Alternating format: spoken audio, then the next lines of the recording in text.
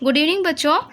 आज हमने जो क्लास 12 का क्वेश्चन दिया था ना 15, उसका सबों ने आंसर अगर ये क्वेश्चन आप लोगों ने बना लिया है तो मिला लीजिए कि कौन कौन सा आंसर होगा किसका किसका और कितना स्कोर आपका हुआ है वो आप कमेंट बॉक्स में लिख दीजिएगा या फिर ग्रुप में लिख दीजिएगा। ठीक है, तो चलिए देखिए पहला क्वेश्चन जो है, अशोक के अभिलेख को किसने सर्वप्रथम पढ़ा था।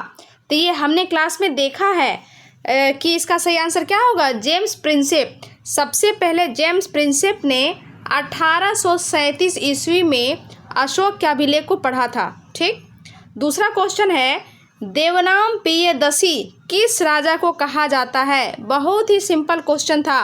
क्या चंद्रगुप्त को कहते थे, अशोक को कहते थे, या अशोक का बेटा जो कुणाल था उसको कहते थे, या दशरथ को कहते थे। तो सही आंसर क्या होगा, देवनाम प्रियदर्शी अशोक को कहा गया है। तीसरा क्वेश्चन, बौद्ध और जैन ग्रंथों में कितने महाजनपद की चर्चा है। तो महाजनपद कितने हैं, हमने ये भी क्लास में देखा है, 16 महाजनपद। पुराणों की संख्या कितनी है, तो पुराण की संख्या है 18, है ना। ऑप्शन नंबर ए आंसर होगा इसका सही, है ना, जिसमें सबसे बड़ा है मत्स्य पुराण। ठीक, एक महिला अलवार संत थी। तो एक महिला अलवार संत और एक महिला नैनार संत हम लोग पढ़ चुके हैं।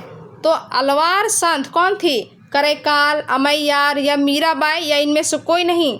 तो इसका सही आंसर क्या होगा, ऑप्शन डी, इनमें से कोई नहीं, क्योंकि करैकाल अमैयार दोनों एक ही का नाम है। जो महिला नैनार संत थी, मीराबाई तो कृष्ण से रिलेटेड है ना। तो इसका सही आंसर क्या होगा, ऑप्शन डी, उसका नाम था अंडाल, अलवार संत अंडाल। नैनार किसे कहा जाता था, शिव भक्त को, सूफी भक्त को, उलेमा को, या किसी को नहीं। तो कहते थे किसको, शिव भक्त को, और अलवार कहते थे विष्णु भक्त को। महमूद गजनवी ने ख्वारिज्म पर कब अटैक किया था। तो ये हमने पढ़ा है 1017 ईस्वी में ख्वारिज्म पे अटैक किया था, और वहीं से अलबरूनी को बंधक बना के लाया था, है ना। उसके बाद अलबरूनी जब गजनी में रहने लगे तो उनका मन जो है यहीं पे लग गया, और फाइनली वो कभी अपने देश ख्वारिज्म नहीं गए। ठीक, 1025 में सोमनाथ के मंदिर पर अटैक हुआ था। 1030 में महमूद गजनवी की मृत्यु हुई थी। ठीक, अगला को 8 नंबर का है ना, देखिए 8 नंबर है, मुद्रा राक्षस किसकी रचना है। तो मुद्रा राक्षस विशाख दत्त की रचना है। कौन कौन इसका सही आंसर मारे हैं वो लिखिएगा जरूर। ठीक है, हर्षवर्धन की राजधानी थी।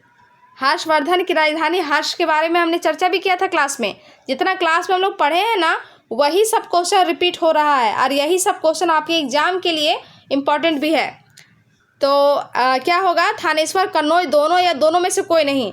तो हर्षवर्धन की राजधानी थानेश्वर भी रह चुका है और कन्नौज भी रह चुका है। तो इसका सही आंसर होगा ऑप्शन सी, दोनों। ठीक है, अपने स्वयं के खर्चे से सुदर्शन झील का निर्माण किसने कराया था। तो ये था रुद्रदामन। कौन था, रुद्रदामन था। किताबुल हिंद किस भाषा में लिखी गई है। किताबुल हिंद जो है अरबी भाषा में लिखी गई है। किस भाषा में, अरबी भाषा में। ठीक, लिखा किसने है, अलबरूनी ने। रिहला किसकी रचना है। तो रिहला जो है इब्न बतूता की रचना है।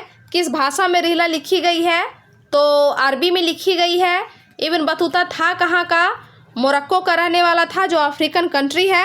ठीक है, 14वीं सदी में भारत आया था, मोहम्मद बिन तुगलक के समय में आया था, और मोहम्मद बिन तुगलक ने इनको अपने साम्राज्य का काजी बनाया था। फिर इसको 1342 में चाइना भी भेजा था, लेकिन ये बिना काम किए वापस आ गया था। इतना हम लोग चर्चा कर चुके थे क्लास में। अगला, हड़प्पा किस नदी के किनारे है। तो हड़प्पा जो है रावी नदी के किनारे है। मोहनजोदड़ो किस नदी के किनारे है। मोहनजोदड़ो है सिंधु नदी के किनारे। किस नदी के किनारे, सिंधु। इतिहास का पिता किसे कहते हैं। तो इतिहास का पिता है हेरोडोटस। ऑप्शन नंबर बी ये सही आंसर होगा। ठीक है, आपका स्कोर कितना आया है ईमानदारी से ग्रुप में लिखिएगा, है ना। अगर कम भी आया है तो कोई बात नहीं, हम लोग बार बार प्रैक्टिस करेंगे इस चीज़ को। ठीक है ना, थैंक यू।